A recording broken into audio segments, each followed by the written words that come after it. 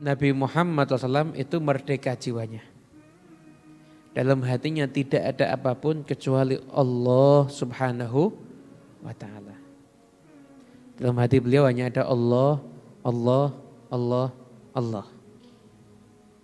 Maka orang dalam hati hanya ada Allah, Allah, Allah, maka semuanya akan dicukupi oleh Allah Subhanahu wa ta'ala. Kemudian kita juga jangan salah paham. Kita menyatakan Nabi Muhammad itu kalah karena beliau itu misalkan dalam hidupnya mengalami sekian macam hal-hal yang tidak menyenangkan. Memang sudah merupakan sunnatullah.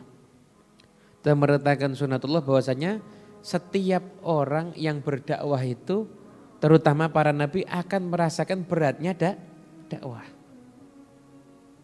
Kenapa hikmahnya? Karena nanti selanjutnya generasi penerus apabila mereka merasakan beratnya dakwah, maka mereka ingat yang saya alami tidak ada seujung kukunya daripada apa yang sudah dialami oleh Nabi Muhammad SAW.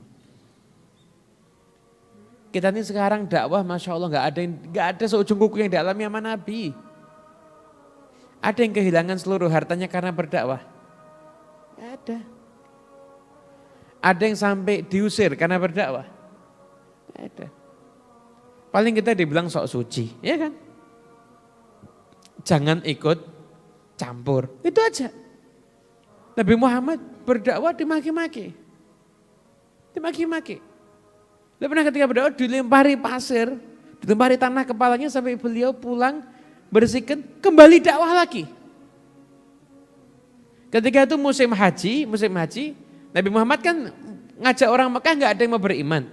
Nabi Muhammad ngajak orang-orang yang datang untuk haji. Itu dideketin terus sama Abu Jahal, bilang jangan percaya, itu tukang sihir, jangan percaya, ini penipu, dilemparin. Dibersihin, balik lagi. Awalnya Nabi Muhammad nyekat ada di pintu masuk kota Mekah. Ketika diawasi terus sama Abu Jahal, Nabi Muhammad keliling dari satu kemah ke kemah yang lain. Nawarkan orang masuk ke dalam agama Islam. Itu yang dialami sama Nabi Muhammad.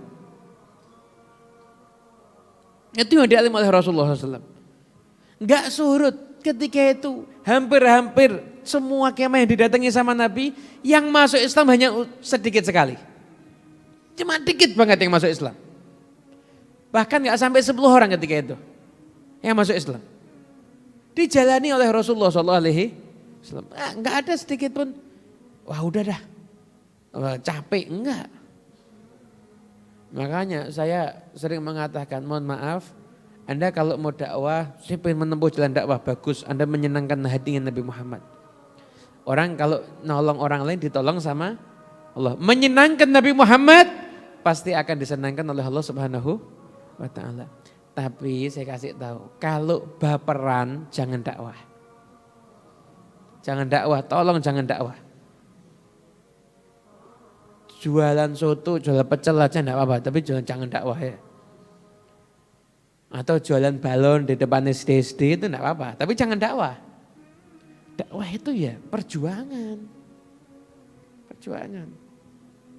Jadi kalau ada orang datang, Habib saya baru buka majelis, Habib saya mau buka pondok, Habib saya mau buka kajian. Saya nanyanya cuma satu, sudah difitnah apa belum? Oh sudah Habib, alhamdulillah. Bingung orangnya, difitnah kok alhamdulillah, berarti perjuangan kamu insya Allah akan makbul. Kenapa? Karena perjuangan dakwah ini pasti ada yang musuhi, makanya jalani itu semuanya. Berharap kita ini kan ngaji kitab Risalatul Jami'ah, harapan saya Anda habis ini jadi pejuang dakwah semuanya ya. Jadi yang sudah dikaji, nanti kajian ini kan yang nyatet, nanti Anda insya Allah ketika di masjidnya ada kultum, nanti Anda bisa kultum tentang hijrahnya Rasulullah SAW. Kenapa kok yang diajak Sayyidina Abu Bakar As-Siddiq? Alasan pertama karena Sayyidina Abu Bakar itu cintanya kepada Nabi Muhammad tidak tertandingi oleh yang lainnya. Makanya enggak salah kalau beliau itu yang dipilih oleh Allah untuk menemani perjalanan Nabi. Buktinya beliau korbankan semua hartanya itu sama Sayyidina Abu Bakar dibawa ketika itu. Bahkan ketika itu Sayyidina Abu Bakar As-Siddiq semua harta dibawa, ayahnya Sayyidina Abu Bakar itu datang. nemui anak-anaknya Sayyidina Abu Bakar As-Siddiq. Bilang apa? Ayah kamu ini enggak benar. Semua duitnya dibawa, kamu anak-anaknya disisain apa? Asma pinter. Ayahnya Sayyidina Abu Bakar As-Siddiq ini enggak bisa ngelihat, ambilkan satu kantong diisi batu. Enggak, kita ditinggalin kok, ini loh isinya. Batu padahal. Oh ya sudah kalau gini ya cukup. Padahal enggak ada apa-apa itu di situ. Ayahnya pulang, kata Asma, demi Allah ayahku enggak meninggalkan apapun kepada kami sama sekali. Semuanya dibawa untuk perjalanan itu. Bukan untuk dirinya, untuk Rasulullah SAW. Anaknya Asma ketika itu bahkan dalam riwayat ada menyatakan beliau itu hamil. Beliau itu bolak-balik ke gua.